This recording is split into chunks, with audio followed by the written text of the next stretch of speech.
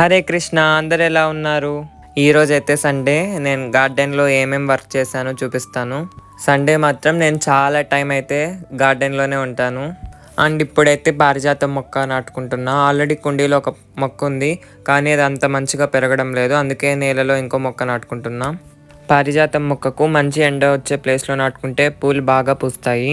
ఇవి వచ్చేసి దాలియా దుంపలు. మొన్న బెంగళూరు లాల్బాగ్ నర్సరీ వెళ్ళినప్పుడు తెచ్చుకున్నా. వాటితో పాటు గ్లాడియోలస్ దుంపలు కూడా తెచ్చుకున్నాం. మనకి ఈ దుంపలు ఏప్రిల్ నుండి ఆగస్ట్ మధ్యలో నాటుకుంటే మంచిగా జర్మినేట్ అవుతాయి. బట్ ఇప్పుడైతే నేను సెప్టెంబర్లో నాటుతున్నా, మరి చూడాలి ఎలా వస్తాయో. మనకి వీటి పూలు డిసెంబర్కి అంతా పూయడం స్టార్ట్ అయిపోతాయి. నేను లాస్ట్ టైం కూడా దాలియా మొక్కలు అయితే పెంచాను. దాలియా పూలు చూడడానికి చాలా బాగుంటాయి, బాగా పెద్ద సైజులో పూస్తాయి.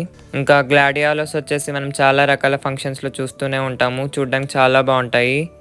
వీటిని నాటుకోవడం కూడా చాలా ఈజీ. మనం మట్టిలో ఊరికే అలా పైన పెట్టే